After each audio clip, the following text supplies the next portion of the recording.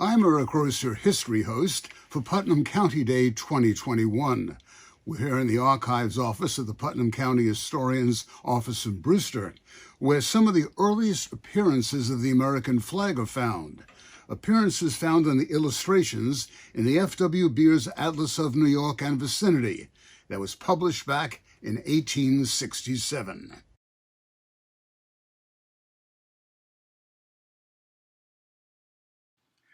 These images feature local residents' homes and businesses as rendered by New York cartographer and illustrator Robert Knox Snedden.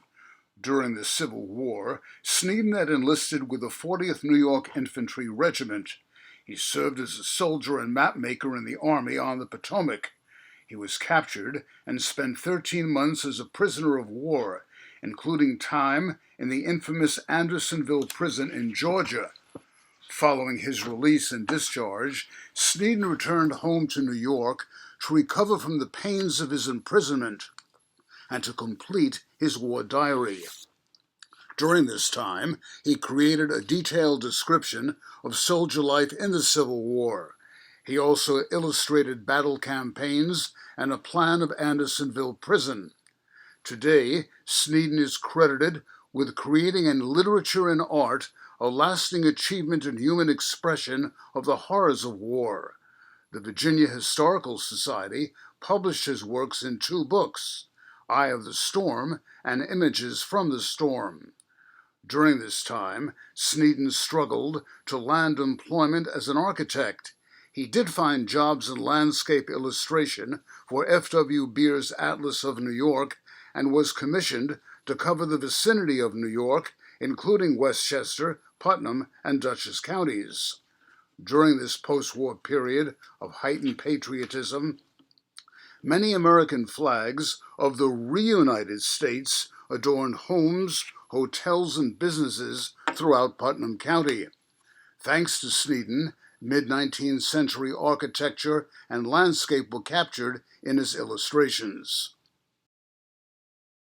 On the Beers Atlas map of the town of Southeast, we look to the southwestern section to find the home of William H. Drew, manager of the passenger steamboats known as the People's Lines, and son of financier and philanthropist Daniel Drew, formerly located in, and all the places, Drewville, a region now covered over the Middle Branch Reservoir. This is one of the select locations that Robert Snedden was assigned to capture. Included in the atlas is a rendering of Drew's majestic home. In this image, we see the American flag flying over this sprawling homestead. Another Drew family highlight is Daniel Drew Chamberlain's home, showing details of the paths and roads throughout the area we call Dean's Corner and Drew Cliff Cemetery.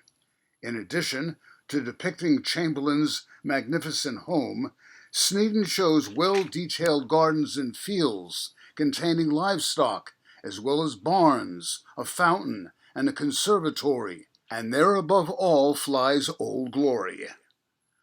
The farm of S.J. Powers is also highlighted off of Watermelon Hill Road in the Union Valley section of Mahopac, as well as A.S. Doan's homestead at Doansburg in the northern part of the town of Southeast near Mount Ebo. In the village of Brewster, Snedden captured the dairy farmers delivering milk to the Borden Condensed Mill Factory, with Peaceable Hill in the background. Here we see the iconic view of Brewster's from the Turk Hill and Allview Avenue perspective. From the west, Snedden captures the factories and stables that were once located near today's Electrazone Field. As the locomotive pulls into Brewster Station, riders are greeted with a massive American flag flying over the village. On the hillside is what is still referred to today as Marvin's Mountain, with A.B. Marvin's home, Terracina.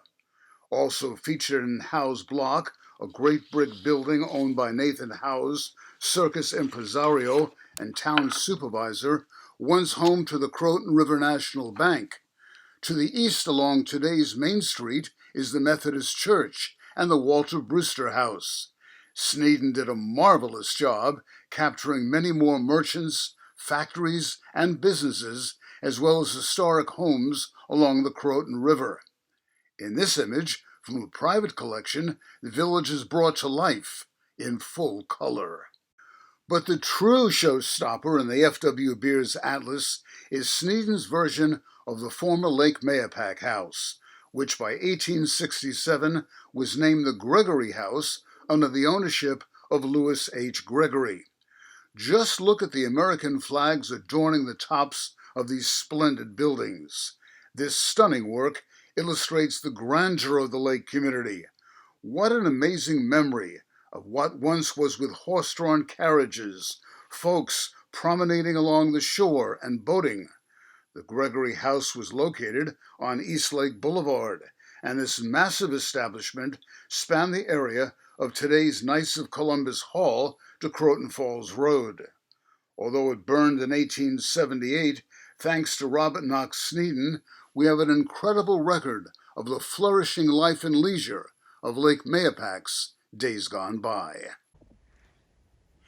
Over the next 150 years since the F.W. Beers Atlas publication, people from Putnam County have captured patriotism in the arts, in paintings, and photographs.